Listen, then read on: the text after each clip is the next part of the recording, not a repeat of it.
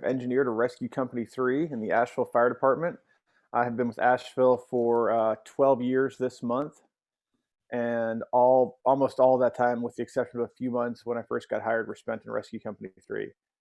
Asheville is kind of a mid-sized city. I think we're the 14th biggest city in North Carolina, which doesn't seem like that's very big. Maybe I got that number wrong.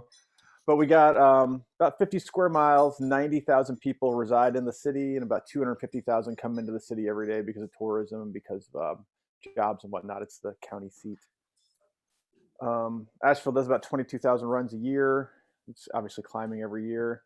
And just like everybody else, the vast majority of those are medical calls or some sort of call for aid in that way. Wow. So, I've been to Asheville. I was fortunate enough to do a class with a company once in Asheville, North Carolina, and I was very impressed. It's it's very it reminds you a lot where I live up here in Putnam County. It's kind of rural, but it's mountainous, and it really impressed me. I have to tell you. What year did you come? What year did you come to Asheville to do that class? That's a great question. I have absolutely no memory. I would have to say it was in the 2000 teens. Okay. All right. So I just can't remember. I just really can't remember. It's the problem of aging, is that my memory sometimes is just I have absolutely no clue. I'm guessing six years ago. Okay, were you doing like a command and control class or something? Was it and it was for the city of Asheville? Yes. Yeah. It was cool. With a company called Task Force. And I just remember being there, and I just remember being very impressed with the place. Like very, very impressed. I did a heavy rigging class with a company called Task Force, I think, down in Charlotte. Yeah. Yep. So that would be the group that I was working with at the time. So yeah. Yeah, those are good guys. I got a lot of that class. There's a bunch of guys. There was several guys from New Jersey, New York area that came down. Right. So anyway, as the name implies, the name of the show is The Invisible Hand on the Fireground. And I speaking with Pete Porcillo from Fire Engineering. I work with those guys a lot. I do a radio show. I teach, I write, and I'm on the board for the FDIC. And Pete called me and he says, Dan, I have somebody I think you should talk to for your show. So that's how this came about. So anyway, The Invisible Hand, I know we had a little conversation earlier, and I know you said you're not the most religious guy, and that's totally fine. I don't think God really cares whether you're religious or not, whether he's going to do his good works on the fire ground. I agree with that. I completely agree with that. I don't think God really cares about my opinion as much as some people I might want to think. No, he's always there. And, I've shared with my other podcasts that, there are just times that things happen and we just can't understand. I mean, how you get out of it. Sure. You make this last minute decision, you hear a voice. One of my guests, Joe Vasilla, said he actually heard a voice in his head told him to turn away, it's going to blow. And by turning away, the blast hit him in the back, not in the face. And he wound up getting he calls it a slide. Like he slid into a car and then he got buried in the rubble up to his chest, So, but had he not turned, he probably would have just bore the brunt of the blast right in his face, So, it's things like that. My friend Billy Larson, a really, really dear friend of mine, shared a story about how he heard a voice and he thought it was his father's voice. He was in the middle of a room and he said, "Get out." He said, "Just get out." And he turned around and got out and the room flashed open. So, these things happen on the fire ground, whether we like it or not. God is there, whether you call him a higher power, whatever you want to call him, there's a power there greater than ourselves that I feel helps us out on the fire ground. So anyway, we're talking now about a fire that you were involved with in July of 2011. I remember the fire, and I've been doing a little research on it. I read the NIOSH report. I had actually read that before prior. I read that a few years ago. And, I think I actually saw a video of the fire. Oh yeah, yeah. There's Yeah, been a lot of media, like over the years. There's been a pretty good amount of media coverage of that fire and the loss of Captain Bowen. and what impressed me first about the fire is that that could have been anybody.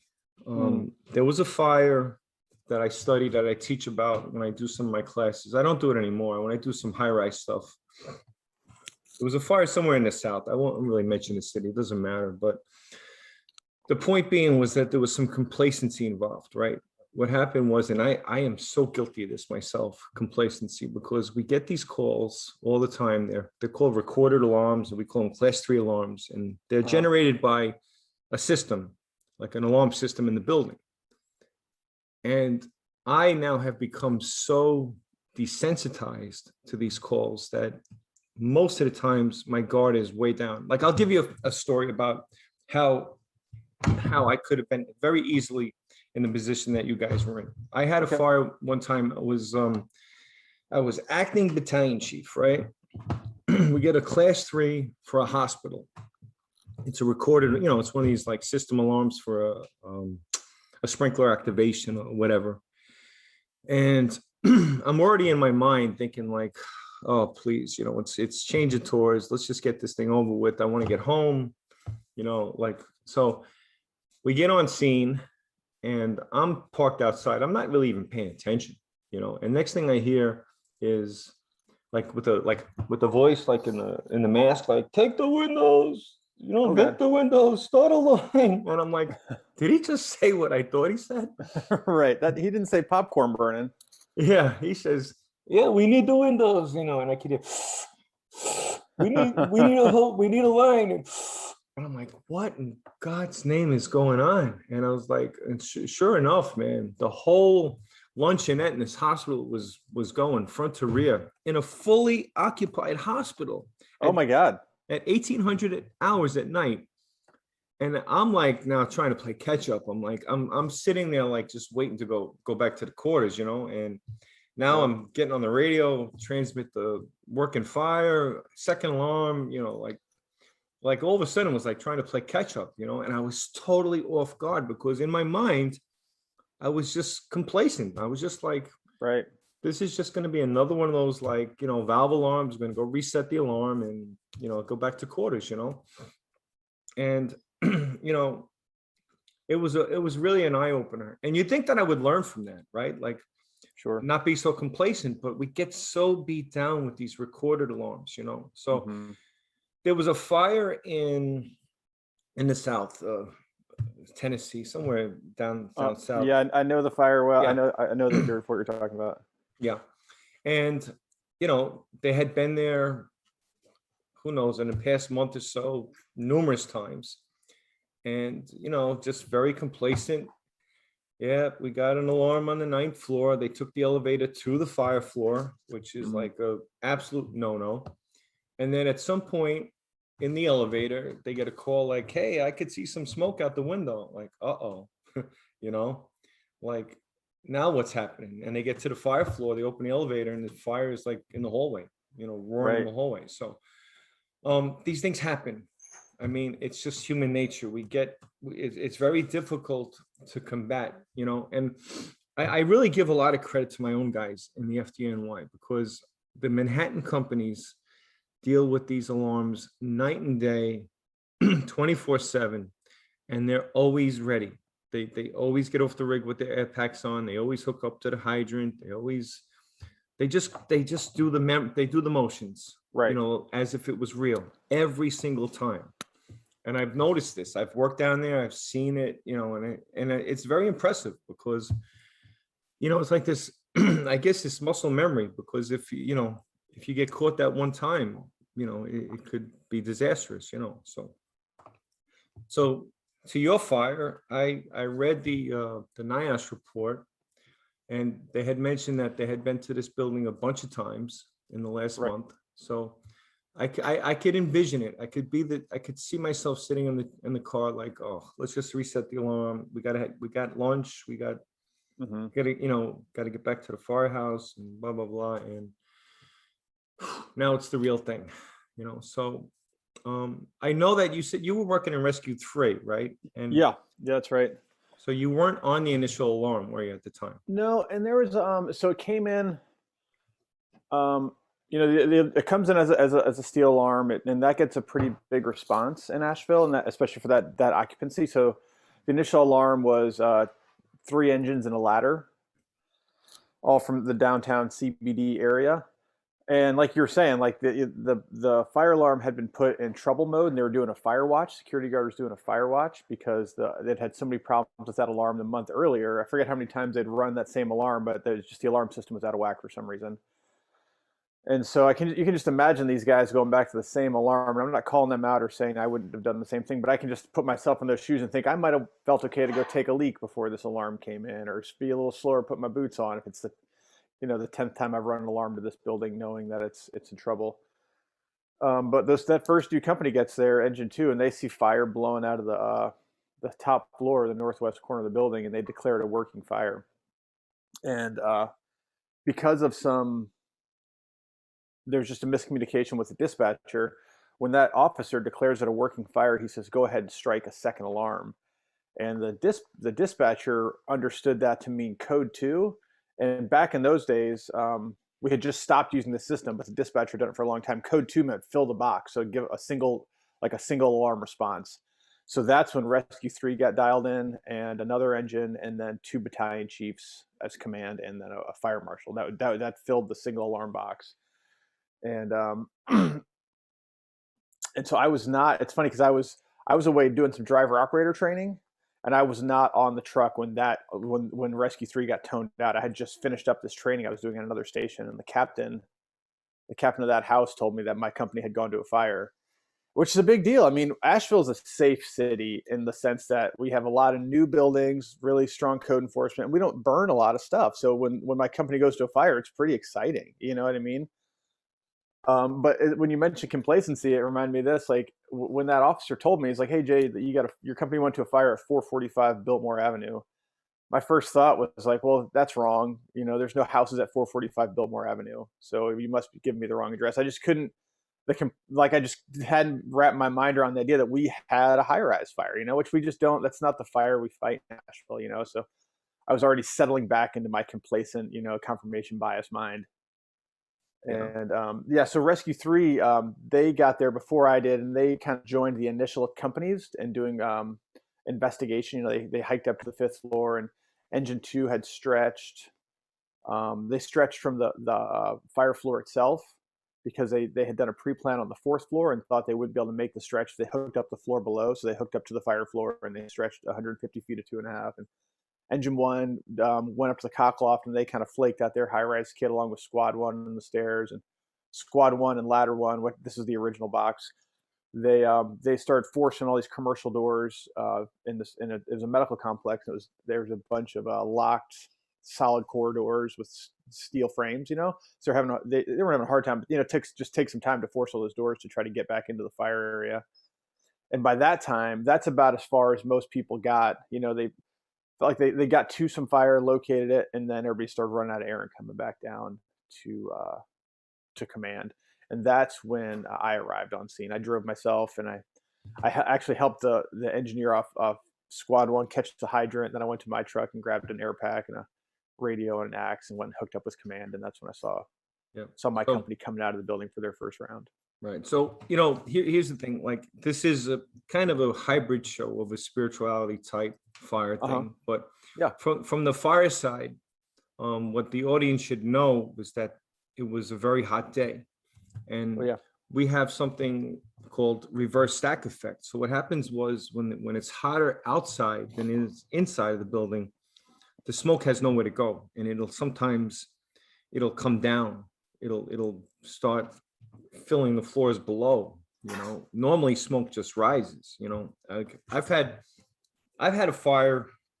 I remember one time pulling up to this fire. It was like a very hot day, like 90 degrees, and the smoke was billowing out the front door.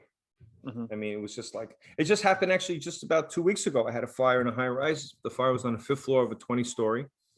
And you asked about, did chief still go in? I still go in if I'm what we call the sector chief or all hands chief or whatever. And I got to the first floor and it was like I couldn't even see the hand in front of my face, and Oh wow. I had to put my air pack on, and that was on the floor below. So Mm. I envisioned this is what was happening in Asheville because it was 87 degrees that day, and I'm sure the smoke wasn't lifting. Right. Yeah, it was definitely it was interesting because you could see fire blowing out of the windows, but there was no header, no smoke anywhere. The building was the HVAC system for the entire building was set for 68 degrees, and it's exactly what you were saying. The building was sucking smoke in. All that hot air, high pressure hot air was pushing into those windows as soon as they ventilated, and so the building, it's this huge 125,000 square foot building. It was charged with smoke, floor to ceiling. Like top to bottom. Obviously, the first floor didn't have quite as much as the fourth floor and the fifth floor, but it was very smoky. The stairwells were smoky from top to bottom. And it It, certainly made it a lot harder than I had imagined it would be. And mind you, I was so this is my second July 28th, 2011 was my second anniversary. It's the day after my second anniversary. So I've just been on the job long enough to start to understand what's going on, but not, just still a full greenhorn, not really that hip to the process of fighting fire, honestly. Just stick into the pocket of my company officer and do what he tells me was right, was my right. was my mode. And Yes. it's funny. Yeah. It's funny, Danny. Like you mentioned, like the spirituality or the unseen hand. And as we talked about before, I'm not I'm not a religious person. It's not part of my worldview. But there's a lot of things during this fire that felt really in line, I guess I would say. Like driving, like as we were talking, I was thinking about driving to that fire in my own truck. And at one point, I was cruising down the highway and heading to the fire, and I was like, man, I got to speed up. Should I try to run emergency like in my volunteer days, or put on my four ways? And this feeling kind of came over me. I was like, you know what? I'm right on time. Like just carry on just like this. And it was kind of like this. It kind of calmed me down a little bit. I was kind of hyped up. I was like, and it just really kind of felt this feeling wash over me. I was like, this is good. I'm just keep with what I'm doing. Just stay in pace, stay in my feet. And that whole fire, there was a sense of that. Just like we're kind of in the on the right path, even though it turned out really catastrophic. There was just this sense of like connection. Yeah, and I think that's what I think that's you hit the nail exactly right on the head. Is that what the point of my whole podcast, and I think this, I'm trying to unearth these stories. Yeah. Is that when we have these monumental fires that become NIOSH reports, that there usually is some kind of, even though there might be a fatality or two or whatever, there's usually a lot more that could have happened that didn't. Like, I'll give you an example. We just talked about the Father's Day fire. Oh yeah, And, yeah, that was a good episode. And I know those guys personally, and I knew two of the guys that had passed. Brian Fahey was in my squad in Proby School. We were really good friends, and I knew John Downing from playing basketball. And I know Joe Vasilla from the old neighborhood. And speaking to a few of the people that are involved, Mike Milner, Brian Kearney, there could have been easily 30 fatalities at that fire. And it's just little things that happened, like where the officer from the truck company said to the guys on the roof, hey guys, do me a favor, check something out in the back. And like 5 guys step from one spot and they go to the back, and then the building blows up, and they would have been in that Right. exact spot. So you're dialed in, man. Like you're on the right page. It doesn't matter whether you're religious or whatever. God is, God doesn't judge. He doesn't. Right. He doesn't say, well, Jay doesn't really believe in me, so I'm not going to take care of him today. Yeah, yeah, for sure. He's certainly like any guy that's that powerful is certainly going to be way bigger than my ego or my recognition. You know what I think about with the way my relationship with God is. I have 3 kids, and think about your kids. I know you have kids. You have children, right. I'm sure. I right, do. Jay? Yeah, 14 and 16. They're awesome. Yeah, but think about at 24. I have a 24-year-old stepson. Yeah, but think about your relationship with your kids, right? Like, would no matter what happens, you're going to do whatever you can for them. Right. You would run through fire. You would take a bullet for the kids. You know what I mean? Right. Yeah. So that's the way I look at how he treats us on the fire ground. It's like, he watches us, and, and it's a shame that your captain had passed, but we'll get into that in a second. But So the stage is set. We have a working fire. We have a heavy smoke condition. The smoke is just not lifting. Right. Some problems with the stretch, some problems with the standpipe, Uh-huh. some miscommunication, which was big. I mean, the second alarm business, I mean, Yeah, my that's gosh, big. that is just tremendous, and trying to overcome this adversity on the fire ground is just, sometimes it's monumental, and yet we still do it. And that's why I'm saying, like, think about it, like all the things that you were up against, and yet Right. we still only had that one fatality, which it could have been a lot worse. Yeah, yeah, it certainly could have been a lot. It could have been a lot worse. And it also could have been, gosh, man, I think it could have been a lot worse for what we had. But as I look back on this fire over the years, and I look at the Asheville Fire Department that I work in now, with all the changes that we've made and all the improvements we made to make sure it doesn't happen again, versus the Asheville Fire Department that I worked at in 2011 when that fire came in, like it, I think Asheville of 2021 would make short work of that fire because we've addressed what we need to do. But back then it was just kind of this mayhem of every company officer for himself, Hmm. and that was a huge difference in what happened then. But yes, as far as what could have gone, could have, would have, should have, there was like, we had a guy that made it out sucking rubber as he like jumped out of the fifth floor onto the aerial. You know what I mean? That could have very easily been another one. And if he hadn't made it out, then another crew would have had to go and look for him. And then, there's just like, it seems like there were all these dominoes lined up and we barely squeaked out with only losing one. Exactly. So getting back to the fire. So Okay. I have this image in my mind where you're arriving on scene now. You get there when you're supposed to. You help the engineer hooking up to the standpipe. They're having problems now. I've seen this happen before, and it's not pretty. The line was charged prematurely, really messed up the works.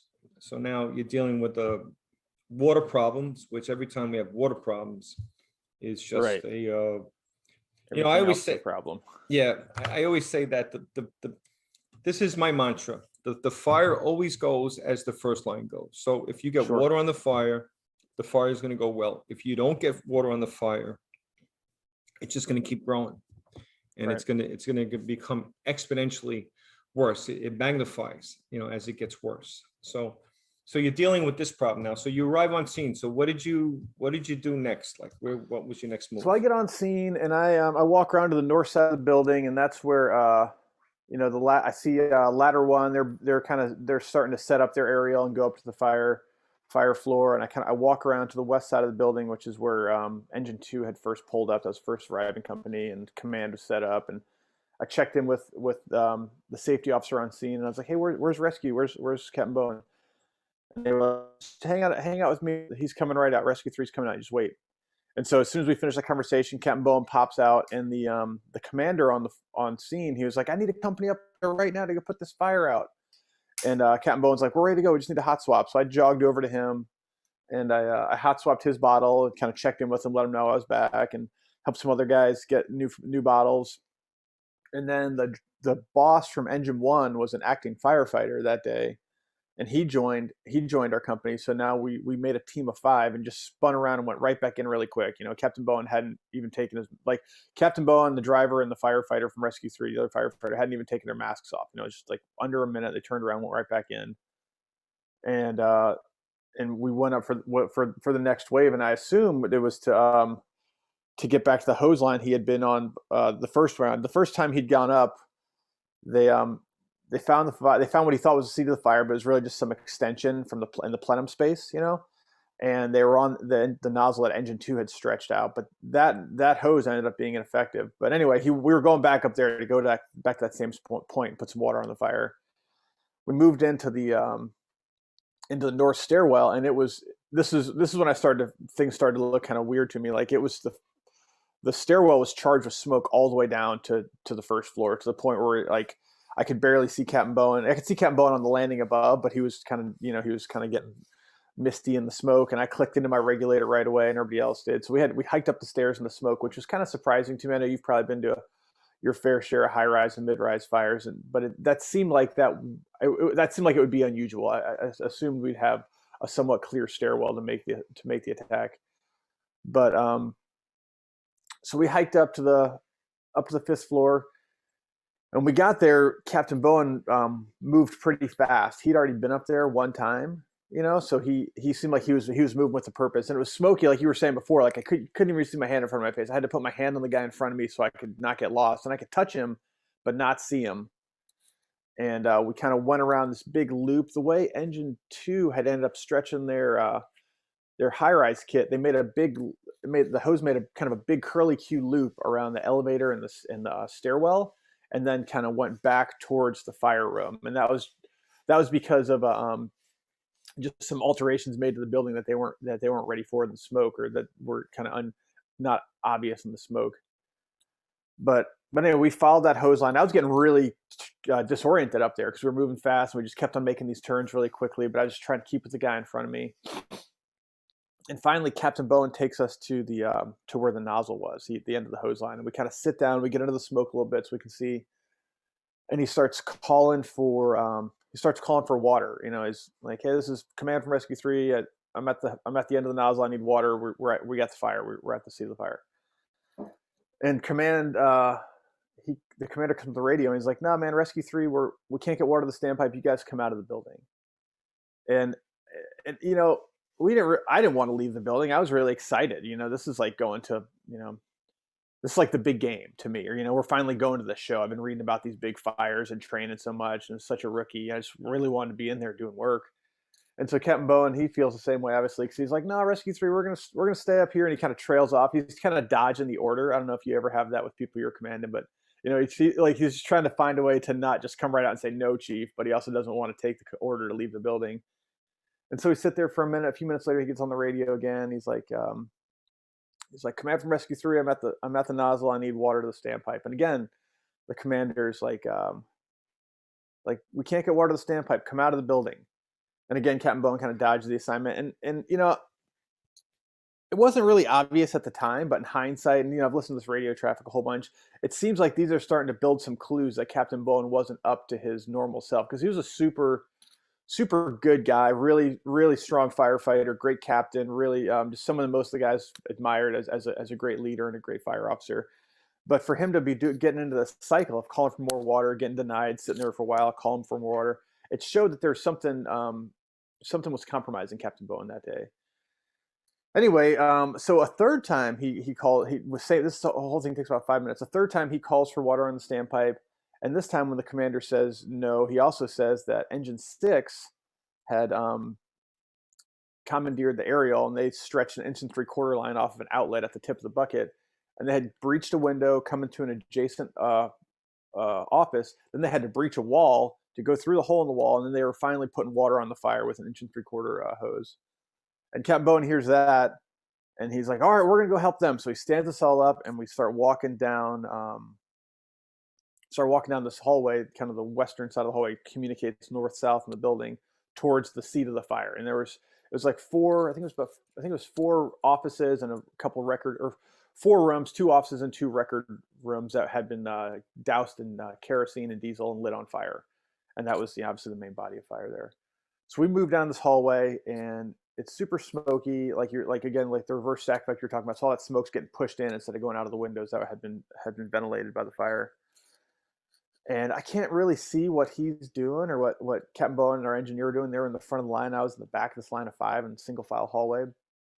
And so I go to search this little alcove that's off to my right, that just to be doing something. And when I come back from searching, I checked in with the other 2 firefighters on the back of the line. On the other side of that hallway, there was a room that had fire in it. It was one of those medical records rooms. There's cardboard boxes full of paper files, and they were all burning. But they weren't really rocking. They were just like this. It's like a little campfire sitting on each one of these boxes. And one of the guys is like, "Hey, we're going to take these windows. I already called down to command. They said we're clear." And so this guy had called down to command and said, Rescue 3 is on the north side of the building. We're going to take glass. Tell the guys working off the aerial to be careful. There's a bunch of glass falling. So we all 3 take glass.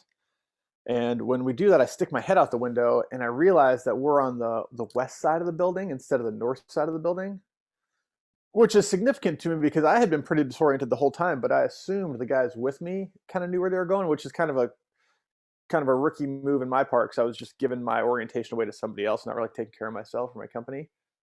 But I realized then, I was like, well, these guys, they're lost just like I am, I think. And as I'm saying that, one of our the other firefighter from Rescue 3, his vibe alert starts going off. He starts getting low on air. And that wasn't like in I'm gonna stop for a second. In Asheville now, we don't do that. Like we don't use emergency air for operations. We make sure we're out of the building before that vibe alert starts.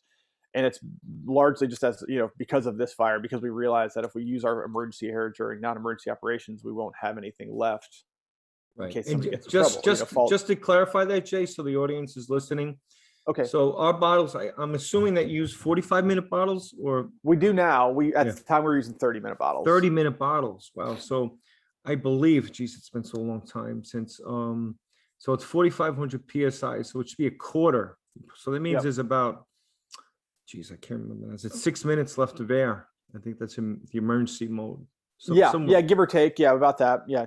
So depending on your fitness, if you're a really, in this position now, you guys, I could imagine that you're a little bit now breathing heavy because you're a little disorientated. You're breathing, there's a little pressure now, like the vibrate. So mentally, you're breathing a little bit more heavy. So you don't really have that much air left at this point. Right. Exactly.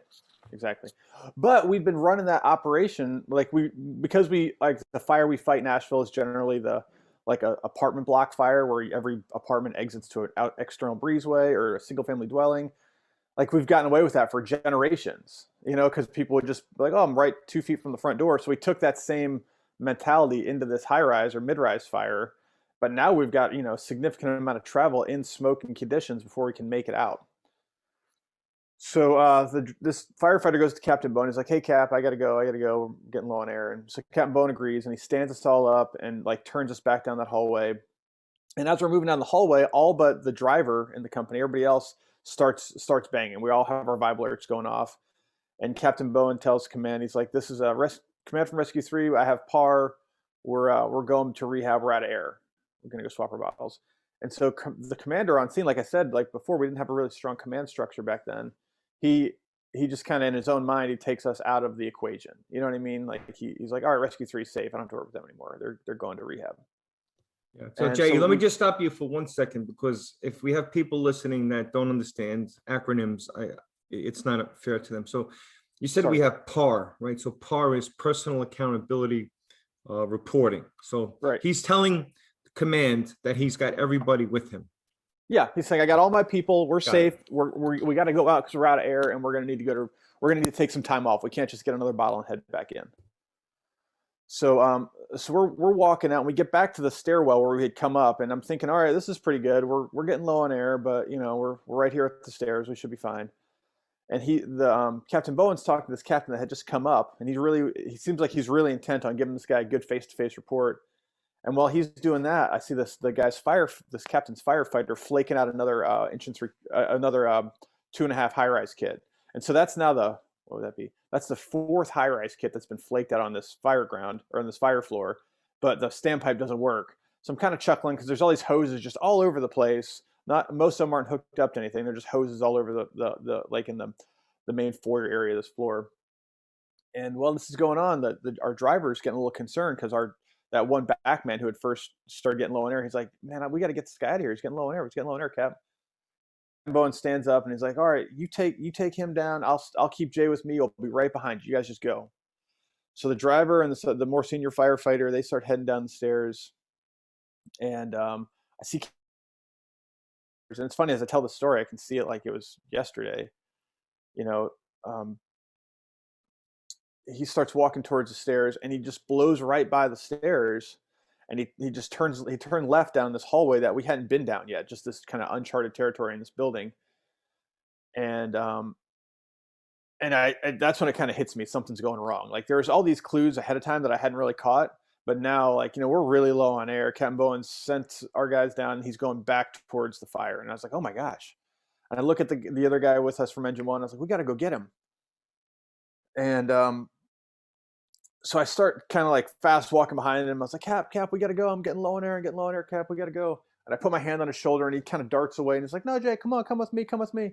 And I would like reach probably 2 or 3 times. I reached out to like and like put my hand on his shoulder or reach for him, and he would just kind of slip away and wave me forward. And he was really driven, like he was really a very assertive and a guy, an aggressive firefighter. And in this moment, it was just that was his stance. He's like, "Come on, come on, come on!" And I follow him, and I was pretty lost. I mean, this whole fire, I was just so disoriented. And he leads us back to that alcove that I had searched earlier, and which is cool because I recognized it. You know, I didn't know how I'd gotten there, and I was pretty disoriented. But I was like, oh, I'm back in this one spot, which is right next to the main body of fire.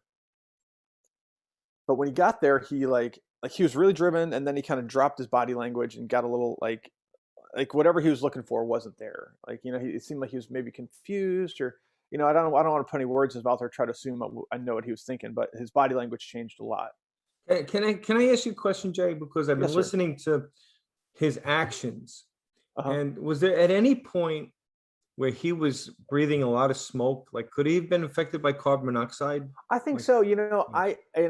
I think there's several things that I think is affected by, and I think that's probably the biggest one because I think on the first round they went up, he didn't click into his air going up the oh, stairs. wow. You know, Yeah. and I think he's probably like thinking he would. It's probably not as bad as the second stuff. And then the like that week he had worked 2 overtime shifts and gotten 2 other fires. One of them it was a big we have these huge old balloon frame houses in Asheville that were in like the historic district, and a lot of times they get chopped up into like 5 little apartments. And he had worked a fire a couple days earlier at that, and he was manning an aerial on ladder 8, and he was so close to that fire, burned all night, that the commander told him to move it back because he was afraid he was going to burn the stick. And so if he's standing there all night in this bucket close enough that he could actually burn the truck, he's probably sucking smoke that whole time. And then a shift before that he'd had a fire where he did a lot of overhaul in in the attic of this really small project house. And I think all that stuff added up. I've done some research on it like after the fire, and you find that it's not just like at the fire that we have this smoke in our bloodstream. Like I think he was carrying some crud with him from those other fires as well, and it got exacerbated quite a bit by him that first round when he didn't click into his air going up. And again, this is just speculation. You know what I mean? Like that's just my opinion. Because I know personally, like I remember back when I first came on the fire department in '86. Mm-hmm. It was more our culture back then. Like we had these vacant buildings, and I don't know. It was just like we didn't really wear our air packs that much. Sure. And the smoke was tolerable because it was like wood and but Right. it was loaded with carbon monoxide. And I do remember, I can remember driving home after a 24-hour shift, and like first off, my head, it would feel like I had this massive headache, like someone was driving a knife into my head because it was so much pain. Mm-hmm. But this carbon monoxide, it's really deadly because it's like a silent killer, right? It's Right. Odorless, tasteless, colorless, and it robs your body of oxygen, right? It Right. attaches to your, I don't know, the carb, I can't remember the name, what they call it. It does like grab the hemoglobin. Yes, and it robs your brain of oxygen. So it sounds to me like your captain was suffering from a little bit of like smoke poisoning in his whatever it was. Yeah, I think that's exactly right. And I think it got really hot. Like a lot of folks reported this as like senior guys being one of the hotter fires they'd been to. I think as he got hot, as his blood was pumping more and he got more work in, he was moving a lot of blood, but not getting a lot of oxygen out of it because he had that CO attached to it. Yeah, you got to remember too, these fires that we get in these concrete fireproof buildings, these type 1s. Yeah. They're like ovens. Yes. Right? Because they get so hot, the concrete absorbs the heat, and it just radiates back out. So it becomes like an oven. Think of a pizza oven. The 600 degrees. You throw the pizza in there, it's just like blistering hot, and then the heat just has nowhere to go. Right. So I'm listening to what you're saying about this captain, and it sounds to me like he was really affected by the environment more than anything else. I think so. Yeah, I really think so. I mean, there's really not a lot of other explanations. And like just like you, like he was a not just like you, but he was a hot shot. He was a Del Rio hot shot and got out of California for a lot of years before he came to Asheville. And so he got used to breathing smoke. You know Yeah. what I mean? It's just a different environment. Like it was kind of his culture. Like he was You okay know, with eating a little wow. smoke. You just painted the picture perfect. I know the shots because Yeah. I've worked on wildland fires, and those guys are like machines. Yeah. They don't stop. Right.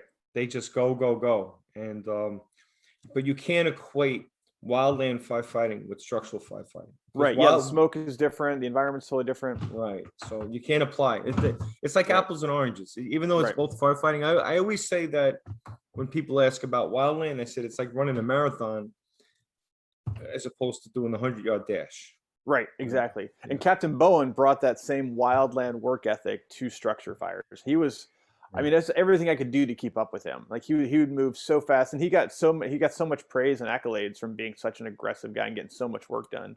Wow. And I think that the smoke eating part of it might have caught up with him a little bit, you know, and he probably just wasn't used to that smoke giving him that much of an issue. All right. So we're But starting to get to the point where things are really starting to go sideways. Now, yeah, you said you're not religious, and that's fine. But I always say, like, in the World War II, they used to say there's no atheists in foxholes. right. And I came up with my own saying, like, there's no atheists on the floor above, or there's no atheists in a situation like this. What were you thinking personally at this point? Like, things are really going, you're starting to recognize that your captain is like going off the rails, and Uh-huh. you're like the voice of reason. Mhm. Like, but what are you relying on for yourself to, like, because it's a horrible feeling to be disorientated. I've been disorientated, and it's, let me tell you something. It's sometimes a little room starts to feel like Yankee Stadium. Exactly. Exactly. It's funny, I look at maps of that building and it makes me feel kind of dumb, you know, because I'm like, well, look how easy. I could just go down this hallway and turn left. You're right there. But I felt like I was on the moon. Yeah, it felt like Yankee Stadium. Like I'm trying to find one door at a Yankee Stadium, or you know, trying to escape a prison or something. But I wasn't. I just wanted to get us out of there, and I knew we were getting low, and I didn't think it hadn't dawned on me how much trouble we were in at this point in the story. But you know, I grabbed Captain Bowen's shoulder straps, and I was like, Cap, we're leaving right now. Come on, let's go. And I was like, I need to be in charge right now. You know, which was a big deal because how much I looked up to Captain Bowen. And I was like, he's in trouble. I need to take over. But I wasn't like, I never, to answer your question, like I never thought about like any extrinsic force. You know what I Hmm. mean? As far as like praying or like, I hope like, you know, God, please help me right now. Like none of that ever came to my mind. I was just like, I'm in charge of this company now. I need to find a way out of here. Let's go. And the guy behind Captain Bowen, that other firefighter, he kind of got behind him. And I was like, look, push him forward. And I'm going to go find a way out of here. And so I went around this corner, and literally it was like 6 feet away.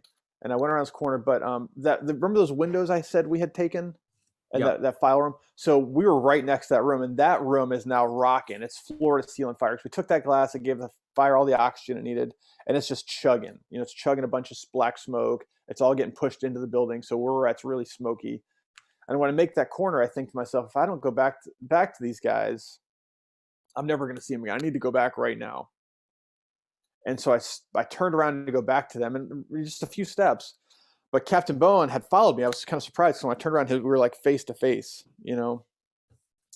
And he's like, "Jay, I need a buddy breathe. I got a buddy breathe right now." And he had trained me to do this. And we'd gone to these drills in the truck bay, you know, where we'd take turns being the one out of air and like get the other guy's buddy breathing hose and drag him across the bay. You know, just different firefighter and company level survival stuff. And my heart, like I felt like my heart fell to my boot because I knew I was really low on air too. And I was like, Captain, call a mayday, call a mayday. And he starts calling a mayday, and I reached. I don't know if I'm sure you've seen them. Remember those old Scott like buddy breathing hoses that were a quarter turn? You had to turn the valve, the nozzle a quarter turn, that you could pull it off your hip. You know what I'm talking about? Yeah. I've seen Well, them. We didn't have them in New York, but yeah, I've seen but them. yeah, so we had those at the time, and I reached back and I tried to twist it and pull it. My hand slipped off. My hand slipped off again. And it's funny. I was listening to a podcast yours the other day, and the guy said that he ended up taking his glove off so he could get good radio traffic because it just wasn't working. I did the same thing. I ripped my gloves off and I pulled my buddy breathing hose. And it's funny, like every time I would slip, my hand would slip off the buddy breathing hose, I'd get more and more flustered.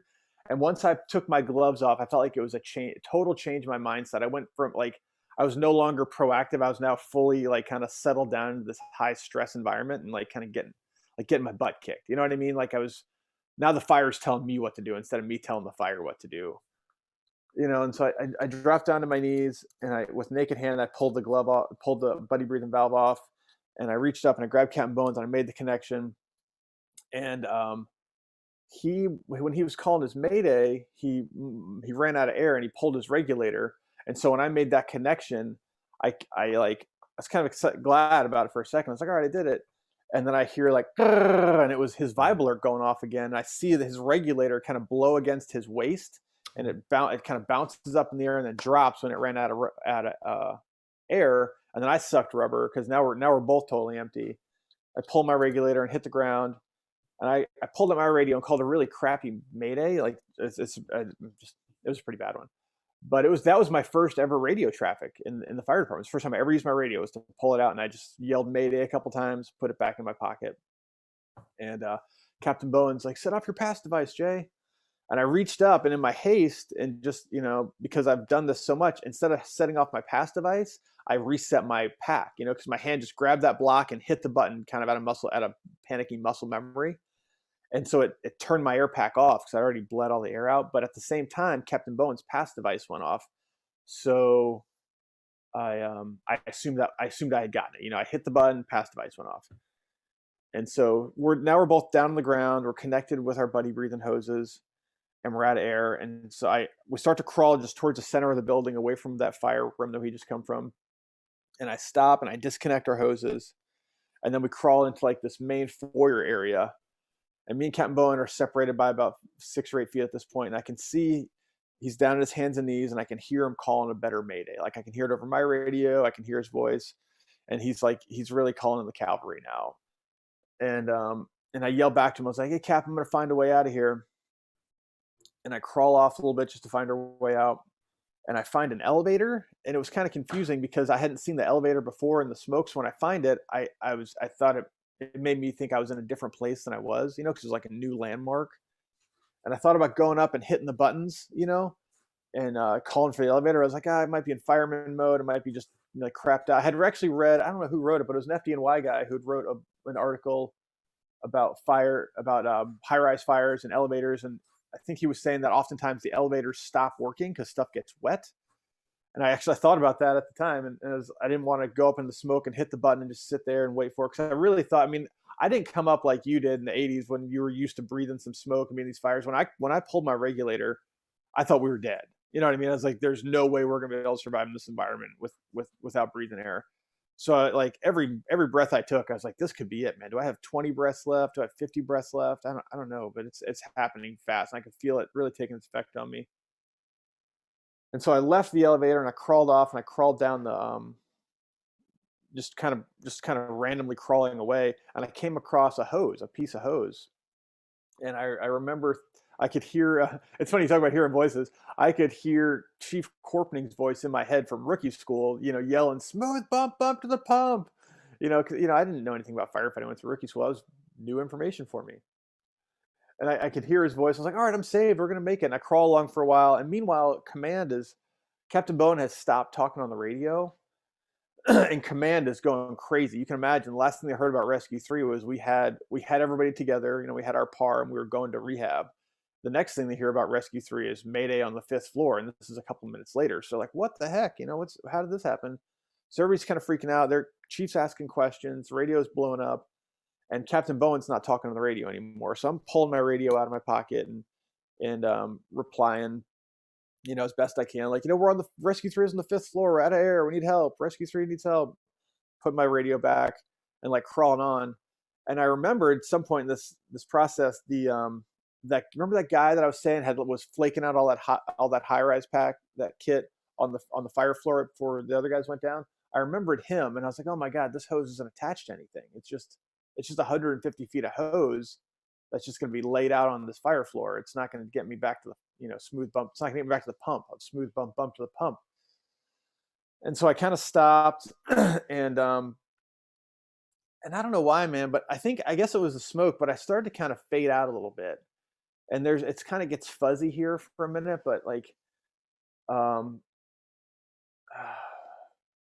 I thought about my family quite a bit, and I clearly could see my son and daughter in my mind's eye, like not like I was thinking about them, but and I guess it was from the smoke or whatever, but like I was having a conversation with my kids, and as this happened, I'm starting to get pretty bummed out because I'm like saying goodbye to my family in a sense, and my son's like, "Daddy, come home right now. You need to come home." And as he says that, the chief comes on the radio and he's like, "Hey, Rescue 3, you need to go to the stairs. Just try to go to the stairs." And the chief's just meaning well, and he's just trying anything he can to get us out of there. He's already deployed his RIT team, and there's all these people that are freelancing up to help us. And for some reason, that's kind of snaps me out of this trance I'm in. And I pull out my radio and I curse over the radio. I was like, "Come get us!" And I don't know why, man, but I I decided I was done being a firefighter at that point. And I was like, it's just me and my buddy up here. And I had a very strong connection to Captain Bowen. And I felt really attached to him. And I just felt like it was him and I against the world at this point. And I know there were tons of people coming up there to help us, but it felt like we were alone and there was nobody that was going to get there in time, because I was already about passed out there. Captain Bowen, I don't know what he was doing, but he wasn't moving anymore. It just didn't seem like it was going to happen in time. And so I spiked my radio. I ripped my helmet and my mask off. And for some reason, if you want to talk about the unseen hand, and this is just again, this is from your viewpoint. I was heading. My right shoulder was on this wall. After I ripped my helmet and my mask off, I spun around and put my left shoulder on the same wall. So I just did a 180-degree turn. I just started crawling down this hallway, checking doors. And they were all locked. So I was crawling for a while. I've got my axe, and I check one door, nothing. Crawl a while, check another door, nothing. Get to a third door, check it, it's locked. And I'm just getting, obviously just getting pretty downtrodden. I was like, we're dead. Like, we're gonna die up here. And I make this turn down the hallway, kind of gets to the end, but then I just keep following it and make a turn and go down to this new hallway.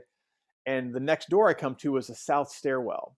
And the difference between the south stairwell and the north stairwell is the south stairwell didn't have any smoke in it because their doors had been closed the whole time. No one had used it.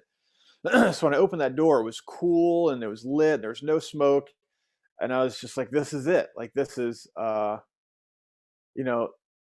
greatest thing I've ever seen in my life. It's like when you find the Holy Grail, and I chucked my axe in the door so I could find it again. I spun around and I crawled back to Captain Bowen. And I grabbed him by his straps, and he was still conscious. He was like, what I truly believe, what I like to say is he was still in the fight. You know what I mean? Like, he wasn't moving around. He had taken in a lot of smoke. He was really hurt. He threw up in his mask, so he had pulled his mask off also, and I think that's why he stopped talking on the radio, because he puked in his mask and he was calling that second Mayday.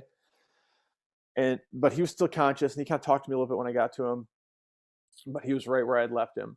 And I grabbed him by the straps and just drug him back to those stairs. And when I got to the stairs, I threw my axe down the stairs, and the door closed behind us when I drug him past it, and we made it down to the fourth floor. And that's when Captain Bowen lost consciousness right around there. And I was feeling a little better at this point. And I rolled Captain Bowen over to find his radio, and it was missing also. And again, like we've talked about before, man, I'm not a religious person, but why would someone spin around right there? Why I was going a certain direction, making progress, but at some moment after saying goodbye to my family, I spun around 180 degrees and just went the wrong direction. And that wrong direction took us to the one stairwell that didn't have any smoke in it. I didn't read a sign that said go this way, not that way, or there was nothing that would have told anyone to go that way. But Jay, I think you just answered your question. Yeah. So, and that's, I don't know, man. It's when I spoke to you yesterday, I was like, no, I'm not. I don't have any faith. I'm not religious. And just telling you the story with the context that you bring to the table, I'm like, wait a minute, am I supposed to have some faith right now? I should tell you, my grandfather, he's my great uncle, but I call him Grandpa because he's the only surviving member of that generation. Yeah. He was a Catholic monk from 1946. He got out of he went to the war, came back, and joined the monastery in 1946 until 2014 when he passed away. Yeah, I think he was watching you. He prayed for me and my brother 6 hours a day. Yeah. And that's no joke. And I talked to his Abbott, and I talked, like I talked to Grandpa in the morning sometime, or in the evening sometimes. I'm like, "Hey, what'd you do today, Grandpa?" He's like, "Well, I prayed for you and your brother until lunchtime, and then I prayed for the grandkids until I made dinner for the brothers." Yeah. And he would go to Vespers. He'd go to, he'd go to mass 6 times a day up there. But literally, he was praying in his monastery for us, 4 to 6 hours a day most days. Yeah, But Jay, I've been around the fire department a long time. I've been to a lot of fires, and what you experienced, I can't believe you survived it, because me neither. I I've been in those buildings where, like, it's just dread, because you Yes. don't know where you are. It's pitch black. It's toxic. Your vibrate alert's going off, and you don't know. It's almost like having vertigo. You don't know which way is Yes. up. You don't know left from right, up from down, and you make this decision to rip off your whatever and turn the other direction. Right. You tell me what you think happened. Man, well, I think the ripping the mask and the helmet off, from research I've done about near-death experiences, that's pretty common. This is different from turning around, but that part is common in people that are just so stressed out with their situation, and they just want to get some space. Like people who are backpacking get lost. They'll often ditch their backpacks, or they'll run, and it doesn't make any sense. Right. And you read a lot about it in fires. There's a lot of NIOSH reports of people who get really hot and pull their regulators. There's a bunch of that out there, and I think people get so stressed they need some space. They feel like they need to take some space from the stressor, and the gear represents that stressful situation. Definitely don't mean to imply I think it's the right thing to do, but I think that's a common human behavior. Anyway, yeah, spinning around, unexplainable. But we get down to the 4th floor, and I look for Captain Bowen's radio. It's missing. And I was like, well, I'll just, we've made it this far. I'm feeling pretty good now because we got some fresh air. I was like, I'll just keep dragging him. I drag him down to the 3rd floor. We get to the 3rd floor, and this, again, like, I hear what I thought was someone yelling down from the 5th floor. And again, in these situations, there's a lot of evidence and a lot of anecdotal reporting of people having auditory hallucinations, and I hear someone yelling down, like, "Hey, does anybody need help? Anybody down there?" And I'm thinking it must be the RIT, or it must be someone who's coming to rescue us. So I yell back up, "Yeah, we're down here. We're on the 3rd floor. Help, help, help, help us." And when I do that, I feel like I'm about to pass out, and I go from being a rescuer to being a victim. It's felt like, like I was all kind of charged up. I was like, this is my job. I got to do this, And once I felt like somebody else was coming, I feel like I kind of lost it a little bit, and my blood pressure dropped. I felt like I was going to pass out. I had to hold the stair rails. And I grabbed Captain Bowen, and I lean back, and I try to pull him, and I try to pull him, and I can't move him anymore. Like I've lost all that strength that I had before. And so then I jack my feet up on this landing, and my plan was I was going to fall backwards down the stairs, and I would like use my body as a counterweight and pull him with me, And I do that, but it didn't quite work because I end up passing out, right? And so now we're unconscious. We're both unconscious. Head down the stairs between the 3rd and the 2nd floor, and the first arriving company officer and his firefighter, this is Captain Radford and Paul Walker. They had come back in when they heard the mayday, and Paul Walker was carrying an extra air pack for me and an extra air pack for Captain Bowen. And they were searching the 4th floor, and then this guy Josh Walton, he's a chief of another department nearby now. He was the engineer that I helped catch the plug originally. He grabbed this brand hammer new rookie named Ross Parkinson, and they came up the aerial, and they were looking for us on the 5th floor. And then the company officer that Captain Bowen had talked to on the 5th floor, whose firefighter was flaking out the hose, he came in. This is all just freelancers, all these people. He comes in and he goes to the 3rd floor because he heard the 4th, and the 5th are being searched. And he left his firefighter in the north stairwell and told him just to kind of watch out. If we popped down the stairs, he was to take care of us. And he's moving around the 3rd floor, and he says he hears a pass device, real faint pass device. And he just moves towards, he has to stop to hear it. It's so faint. And then he moves towards some more, and he makes it to the 3rd floor, and he sees Captain Bowen and I unconscious on the stairs, and he calls it in. He kind of wakes me up, kind of shakes me awake, and gets me off of him. And I kind of half rolled down the stairs. And then, that's happening. Those other 4 guys I mentioned before, they show up very quickly, and they pick up Captain Bowen, and they start moving him out. by the time they get to him and get him moving, I'm on the second floor in the hallway, and Captain Monroe, who's that original guy that found us, he's trying to stand me up, and I'm telling him he needs to drag me. He's like, "You need to stand." He was a Marine. He was a so he's a really nice guy, but when he gets into his Marine mode, he taught at rookie schools for a long time. It's very gruff, and he's like, "Jay, stand up right now. Get on your feet." And I kind of like, it startled me. I was like, "All right, Cap, I'm sorry." And I stand up, and I didn't stand up. He like stands me up, kind of stands me on my feet, and he kind of half drags me on my feet to the elevator. But while that's going on, those guys with Captain Bowen, he flies overhead. Like they've got him four corners, and they just carry him right down the stairs. He flies over us. And then I walk with Captain Monroe to the elevator, and that was kind of it, man. Like Ross checked Captain Bowen's pulse in the elevator, and he had a rapid pulse, but he was apneic. He had stopped breathing. And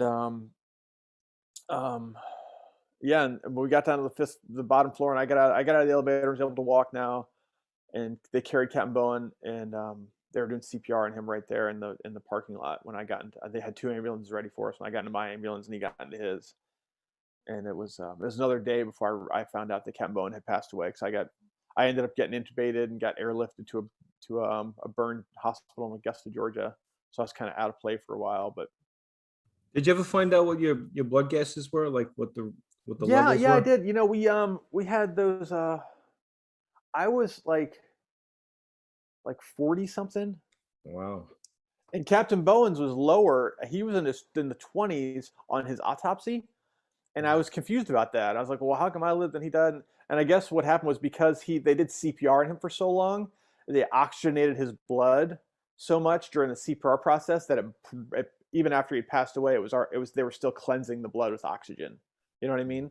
So it was kind of a false low number for him because they spent so long pumping him and oxygenating him after he'd passed away. And they took mine earlier, and they took his later, because they didn't really. It was after everything was said and done, they started taking his blood gases. But it was close. Like if it had been for Captain Monroe on that third floor, like I was not going to wake up. I talked to my doctors later on. They're like, yeah, you were like, that was going to be it for me as well. I only had a matter of time before I stopped breathing, just like Captain Bowen. Yeah. But Captain Monroe came, found us in time, got us out of there. Yeah, I don't. It sounds like was it Grandpa the Abbot? Brother Ambrose. Brother his name Ambrose. was Henry Bettencourt, but his monk name was Ambrose. That's the name he liked. Brother Grandpa Ambrose. Well, I'm going to say whatever he did praying for you definitely worked, because it doesn't sound like you should be alive after listening to this story. Yeah, I hear that a lot. It doesn't sound like that. Yeah. And it's been a long quest, man. To be honest with you, it's been a 10-year journey.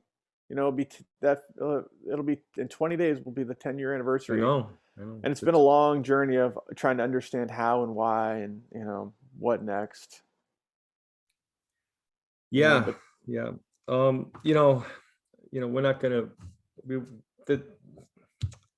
We'll kind of finish with this story, but I have to tell you from my experience that I've been in a few tight spots, and they stay with you.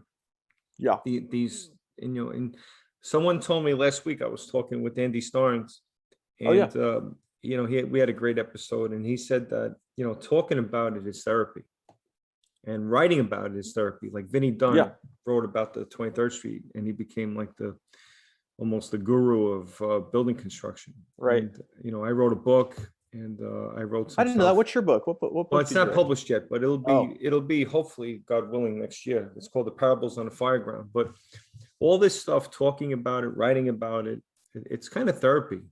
Oh yeah, for us. And what you went through was extreme trauma. I mean, to be right next to somebody like that is just something that hopefully, God willing, would never happen again in your career. But God, I hope not. My goodness. But it sounds to me, I mean, you said you're not faithful, you're not religious. It's fine, but whatever did happen, there was some kind of force that was helping behind the scenes, I'd have to say, because I'm listening to the whole story very intently. And there's a lot of things that happened that I believe that, like, if it had gone the other way, you probably wouldn't be having this conversation right now. So yeah,